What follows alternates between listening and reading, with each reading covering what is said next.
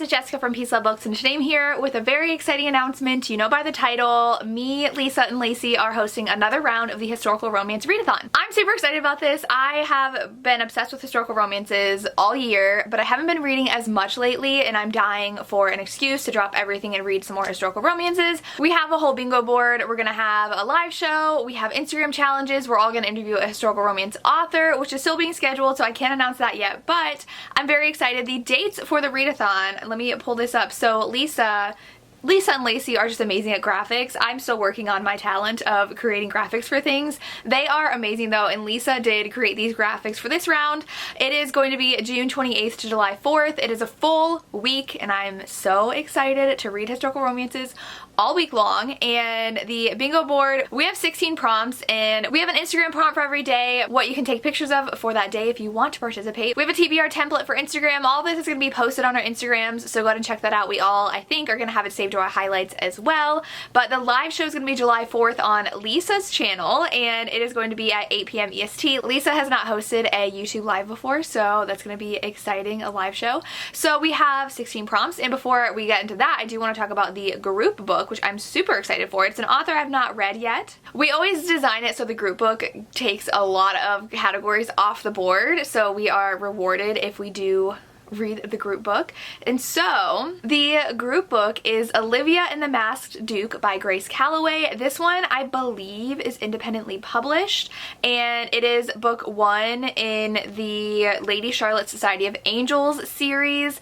It's purple on the cover. It's so pretty, and this one is about the first line. It says, "He saved her life when she was a girl. Now she's a woman determined to heal his heart." So she's a debutante. She is the daughter of a duke and duchess, and she has 2 interests: solving mysteries and winning the love of her secret girlhood crush, which is the infamous Duke of Hadley. So she joins a society for genteel young ladies and discovers that it is a front for investigative agency, and so she gets to like investigate things. And the Duke of Hadley is Ben. He is a widower, and he wants redemption because he has a tortured past, and he seeks salvation behind a mask. This sounds so good. It's kind of giving me the Maiden Lane series vibes by Elizabeth Hoyt, so I'm super excited to read this book. I'm excited to try out Grace Calloway. I think Lacey's the one who recommended this one, so I'm super excited to read it. And so this is gonna count for a ton of our challenges. So the first challenge is class difference, which this one's not a class difference book, but I love the class difference trope. I know that Lisa hates it, but I love it. It was one of my favorites in the Bridgerton series. I just love a good class difference. We have Self-Made Man, which I'm excited for. What always comes to mind is, again, The Magic by Lisa Kleypas. I love a self-made man, especially because that does kind of stir up a little bit animosity, because in England during the time period of historical romances, they always looked down upon new money. They always liked old money, and new money a lot of times came from America, so this is a fun prompt.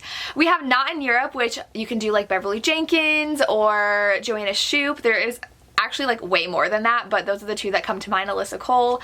I really want to read more Not in Europe, but you could also find something like in a different country other than America too. I don't know if we have a ton of those, but I need to do some research and find them. We have Spinster, so someone who is of the age where she is like not marriageable anymore, and it depends on what you're reading, because I read a book, I think it was Kingdom of Dreams, and she was literally like 18 and she called herself a spinster. So it just depends on the book that you read. Sometimes they're like 25, sometimes they're 30. They could call themselves a spinster at 18. It depends on what time period you're reading about, but I love a good spinster romance. And kind of along the same lines, we have a wallflower romance.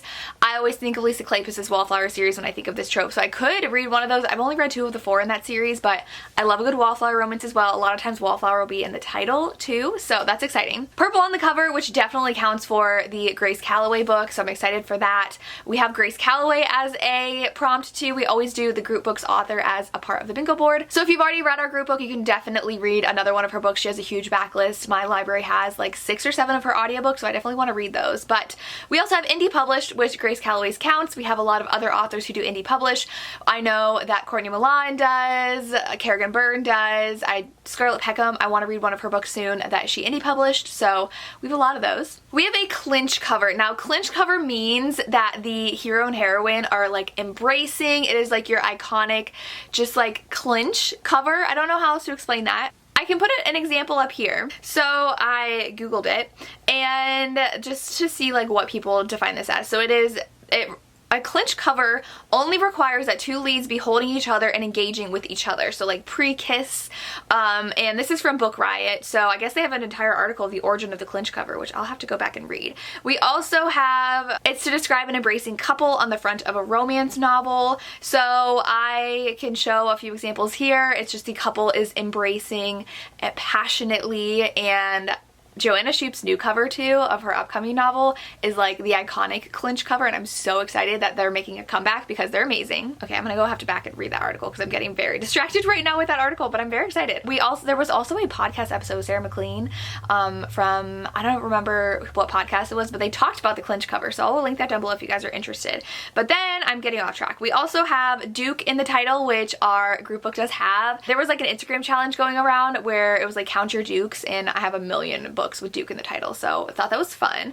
One person on the cover, which is interesting because we do have a lot of historical romances where it's usually only the girl on the cover, but I guess like I feel like maybe there's a lot of like Scottish romances where it's like the guy's on the cover, like you know, a Highlander just standing there by himself, but we have a lot where it's just the girl on the cover, so I challenge you to find one person on the cover as a prompt for this. We also have in a series, so I guess our group book counts for that as well because it's book one in a series.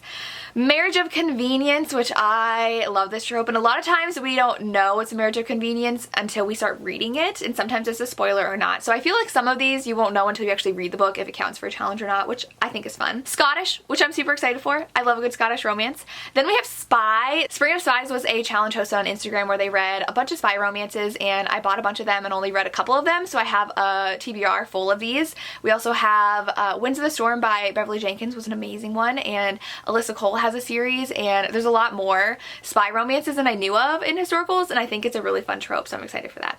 And the last one's another one I love, which is Single Parent. I love this trope so much, and you can do, I was just thinking, so Her Night with Duke by Diana Quincy, she's actually a stepmom, but you can totally count that. So they are a stepmom, a step parent, or an adoptive parent, or just like a biological parent. Any of those work.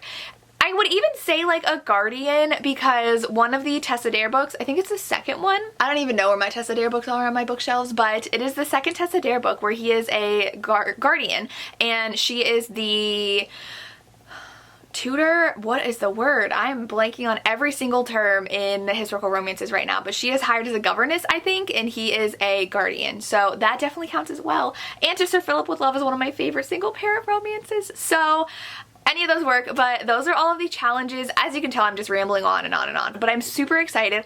I hope you guys can join us. Let me know down below if you are going to join us, if you're going to read the group book, or what book you're super excited to pick up. I am going to do a video before the readathon starts of my favorite historical romances I've read so far this year. If you want specific recommendations for each category, each prompt, then let me know and I can make them on Instagram if you want me to. My Instagram's always linked down below, and that's all I have. I hope you guys can join. As always, thank you so much for watching and have a good day.